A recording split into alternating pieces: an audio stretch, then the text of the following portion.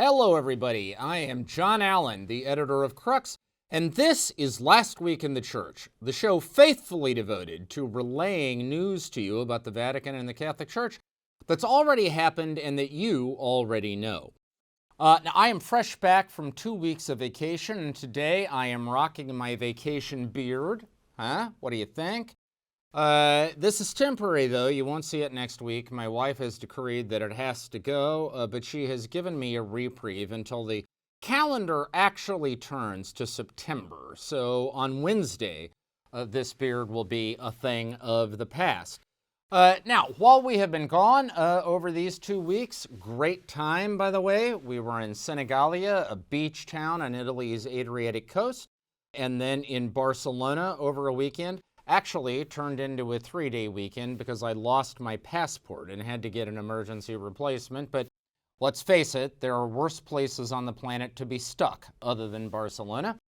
While we were off doing all of that, the Vatican did not stop spinning on its axis, so lots of news to cover. Today, we've got 4 big menu items.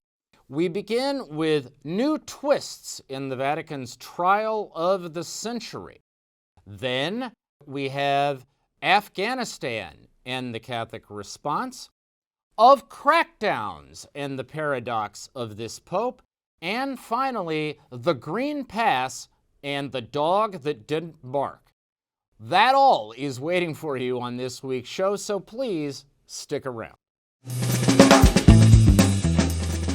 All right, we begin this week with the Vatican's trial of the century. A brief reset. This trial focuses on a controversial, basically real estate deal in London that began around 2014. The idea was the Vatican's Secretariat of State, which is like the 800-pound gorilla on the Vatican scene. It's the most important department. It's the one that tells everybody else what to do.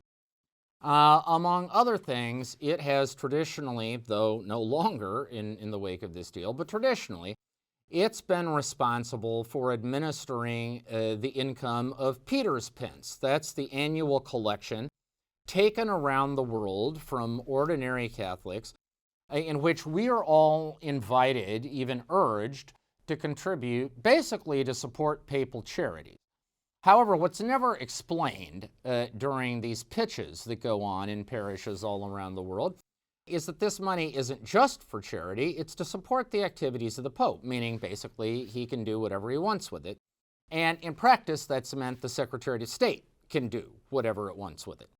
So, beginning in around 2014, they decided to take, initially about 200 million of that money, it eventually became 400 million, to try to buy a piece of property in the London neighborhood of Chelsea. That's a kind of posh neighborhood in London.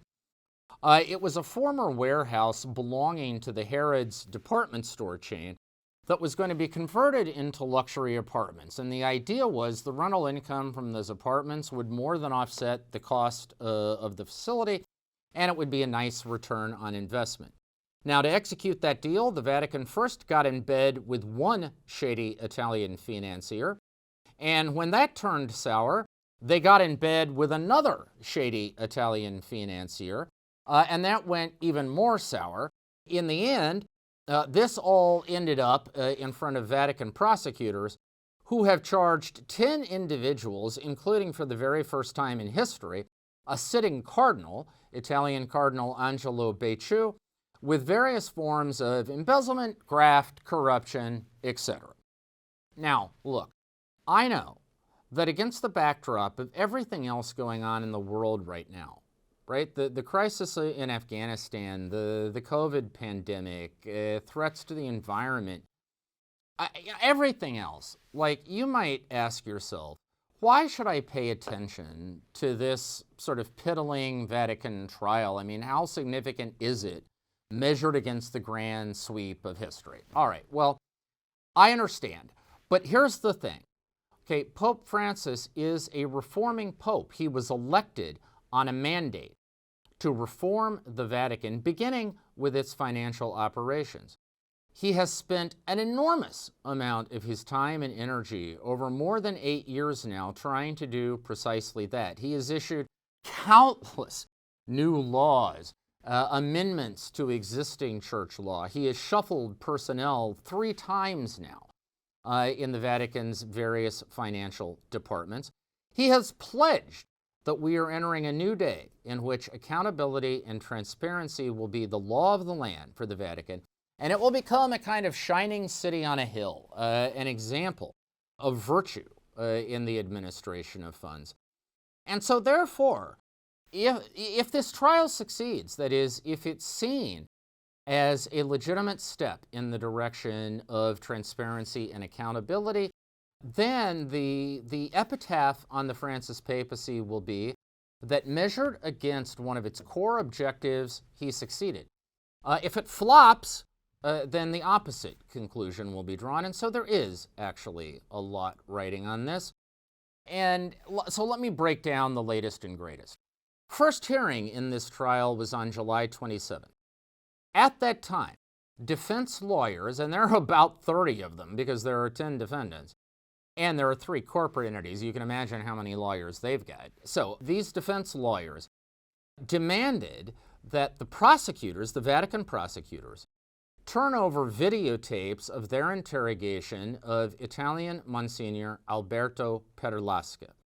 Now, Perlasca is a central figure in this drama because from 2009 to 2019, he ran the Financial Affairs Office of the Secretary of State. He was the guy in charge, which means he was there at the beginning of the London deal, the middle, and the end. And all the way along, he was an aggressive proponent of the deal.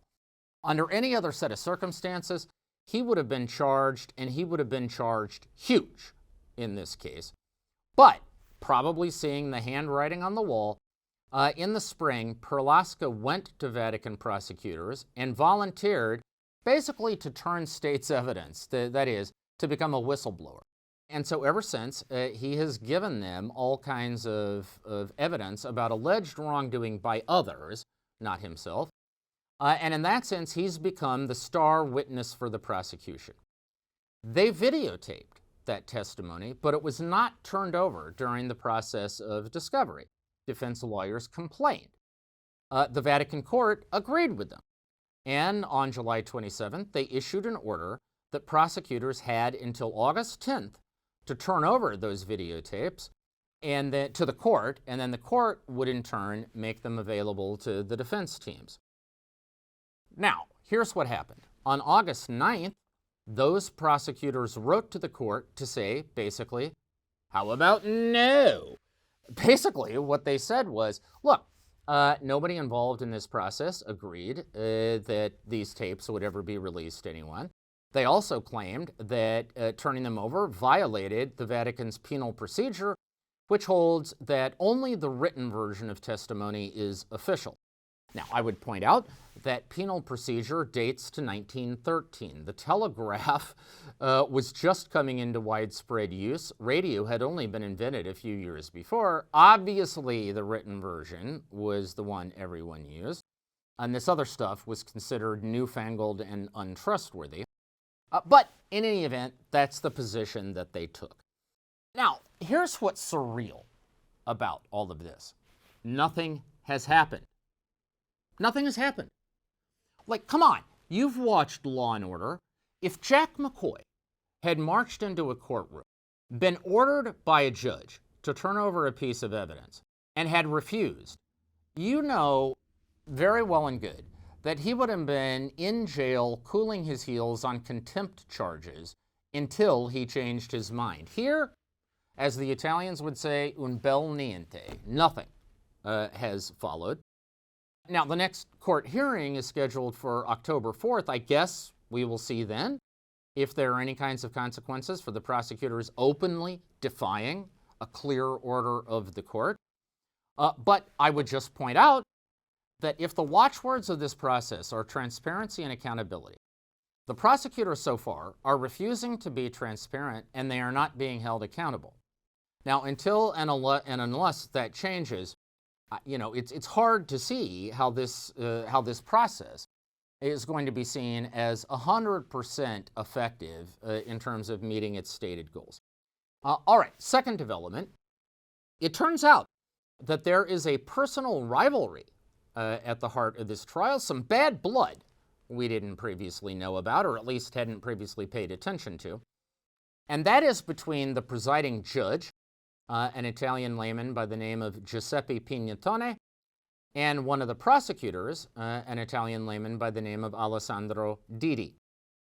Now, in Rome, its version of the trial of the century, kind of the closest thing it's had to the O.J. Simpson trial, honestly, was something called the Mafia Capitale case. It involved charges that about 40 public officials, city officials mostly, were in cahoots with the mafia to siphon off untold millions of euro from city coffers, from things like running welcome centers for migrants to trash collection and road repair and all kinds of other things. You know who the chief prosecutor in that case was? Giuseppe Pignatone. And the defense attorney for the lead defendant, a guy by the name of Salvatore Buzzi, was none other than Alessandro Didi, one of the prosecutors in this Vatican case. Buzzi, by the way, is famous because he was wiretapped by the police. They bugged, among other things, his car. And on one occasion in his car, he was heard speaking to another mobster who asked him, "Why are we in this immigrant business anyway?" To which Buzzi responded, "Do you have any idea how much money I make off of immigrants? It's more than drug trafficking." All right? Didi is the guy who defended him and eventually got him off. He and Pignatone, therefore, are old rivals, and therefore this Vatican trial is a bit of a grudge match, if you like, between these two celebrated Roman attorneys. Not for nothing, Pignatone is the judge who ordered the Vatican prosecutors to turn over the Perlasca tapes. Didi is the prosecutor who said no. Finally, René Bernhart, the Swiss lawyer and hero of the anti-money laundering and anti-financing of terrorism movement in Europe, former chief financial officer of Liechtenstein, and more recently, former head of the Vatican's financial watchdog unit.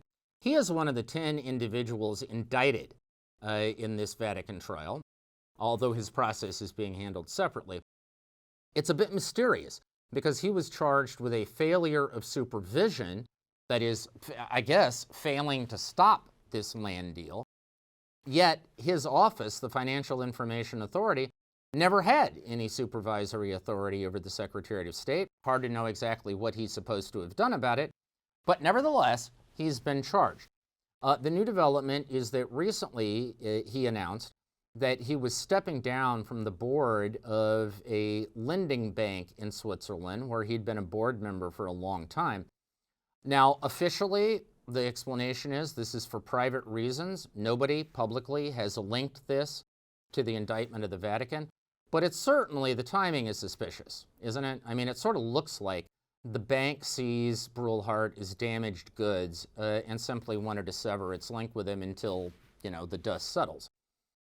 Now, one of two things is true here. Either Bernhart really did something wrong, in which case prosecutors will have to produce the goods at trial, or he was simply lumped in for purposes of politics, showing that, that nobody is above the law, and maybe to try to coerce his testimony against some of the other defendants. And if it emerges that there was no good reason for this indictment, and that his career is sort of suffering a death by 1,000 cuts, that too is going to count against our eventual assessment of the Francis reform. All right, we move on to crackdowns and the paradox of this pope. Pope Francis, in principle, is a pope in favor of decentralization in the life of the Catholic Church, of what he calls solidarity, which is kind of an ecclesiastical word for decentralization.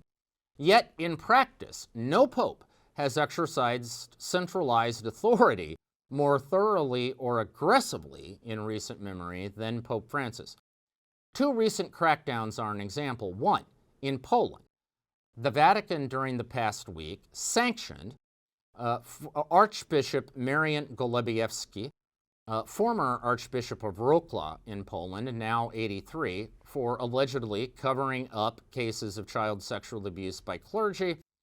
They banned him from celebrating public liturgies and basically sentenced him to a life of prayer and penance.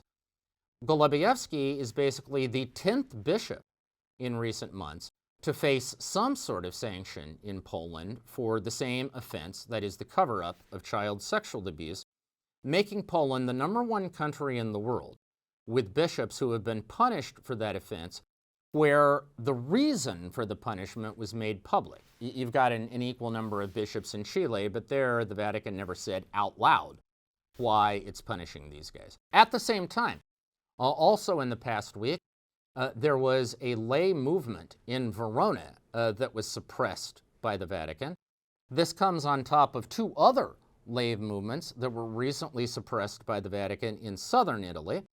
And it also comes on top of new rules issued by Pope Francis for lay movements in June, which, among other things, established term limits for the founders and leaders of lay movements. They can basically serve a 5-year term that can be renewed once. After 10 years, they have to be out.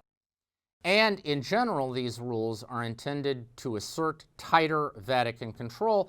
This is because these lay movements have long been the kind of Wild West of the Catholic Church, ostensibly responsible either to a diocesan bishop or, if they're of pontifical right, to the Vatican, but essentially kind of autonomous little feudal kingdoms.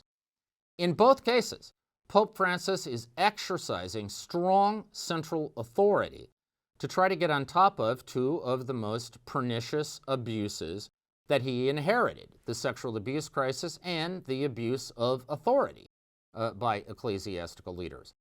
Now, maybe that's absolutely what he had to do. Maybe it's the only thing he could do to try to get on top of these scandals, but it is nevertheless ironic that he is acting against one of the stated cornerstones of his vision for reform of the church, which is enhanced local authority and diminished centralized authority in Rome. We will see how that plays out. Afghanistan, which of course has been the dominant news story over the last month. To date, Pope Francis has engaged the crisis in Afghanistan virtually every time he's appeared in public, most recently in his Sunday Angelus address yesterday, calling for dialogue among the various parties, presumably including the Taliban, calling the international community to responsibility, and also inviting ordinary Catholics around the world to prayer and fasting on behalf of Afghanistan. The Pope will have more to say on the subject today. He has given an interview to COPE, that's a leading Spanish broadcaster owned by the Spanish bishops, and information put out by COPE in advance of the release of this interview is that it includes a special message from Pope Francis to the leaders of the United States and the European Union. Meanwhile, Pope Francis's allies in the episcopate, the Italian bishops, have been even more pointed. Recently, the Italian bishops released a statement criticizing what they called short-sighted policies by the Western powers that failed to guarantee security for the Afghan people. That is, of course, principally a swipe at the United States and the consequences of its longest-running war, although they did not mention the United States by name. Basically speaking, the Pope and the bishops, I think, are trying to position themselves not as advocates for the Western powers, as advocates for the current regime in Kabul or the insurgents. I think they are trying to position themselves as the lone tribune with a megaphone on the global stage for the ordinary Afghan man, woman, and child whose life has been turned upside down by this crisis and who now faces a deeply uncertain future. But that, by the way, is a position that goes all the way back to the beginning of this war. In 2002, John Paul II and his team were deeply ambivalent about the U.S. incursion in Afghanistan, and they urged that whatever else happened, the security and stability for ordinary people of that society had to be guaranteed. Obviously, that hasn't happened. 20 years of consistent papal warnings hasn't caused it to happen. We will see how things play out from here. And finally this week, of the green pass and the dog that didn't bark. So, I live in Italy, where now the green pass, that certificate that shows you've been vaccinated against COVID, or that you've had a test within the last 48 hours, or that you had COVID and are recovered from it, that green pass has become mandatory for basically everything. If you want to eat inside at a restaurant, if you want to go to a movie, if you want to go to a museum, if you want to go to the gym, if you want to go to the hairdresser, there's increasingly almost nothing you can't do in Italy without that green pass. The same is true of much of Europe. In fact, the situation is even tighter in France. The UK is moving in that direction. Germany is moving in that direction. And in the United States, things are increasingly trending that way as well. Now, the one area of public life where nobody has talked about imposing a green pass requirement, however, is public worship. In Catholic terms, going to church. Now, this is the dog that didn't bark. Of course, the reference to the famous Sherlock Holmes mystery, in which the key to the mystery is the thing you would have expected to happen that actually didn't. When the dog didn't bark at the time of the crime, that's how Holmes knew it had to be an inside job, had to be somebody the dog knew. Well, in this case, you would have expected, because remember how the COVID pandemic began. When the first lockdowns occurred, the church was lumped in there with everybody else. Public liturgies were suspended. Religious gatherings were suspended. Weddings, funerals, baptisms couldn't happen with groups of people. And this was all by government edict. Now, however, there was tremendous blowback to that, especially the longer it went on. There were legal challenges to these suspensions of public worship in France and Germany. In both cases, the government lost. That is, those closures were considered a violation of religious freedom provisions in those national constitutions. There were court cases in the U.S. that went to the Supreme Court, and again, the government lost. And I think what is happening now is that governments, it's once bitten, twice shy, right? I think governments are recognizing that they don't want to have to relitigate potential abuses of their power. In any event, what we can report is that nowhere has anyone suggested that a green pass is going to be necessary in order to go to Sunday Mass. Now, depending on the trajectory of the pandemic, we will see whether that lasts. But I think it is fascinating and telling that the second wave of response to COVID in terms of religious freedom is strikingly different from the first, which may indicate that the blowback the first time around actually made a difference. All right, that's our show for this week. You can find full coverage of all these stories on the Crux site. That is cruxnow.com. Cruxnow.com, your one-stop shopping destination for the very best in smart, wired, and independent Catholic journalism. While you're there, please help us out in our online fundraising appeal. We are especially grateful for people willing to make a small monthly commitment. That gives us stability and the ability to plan. Remember, our independence is priceless, but it's not free.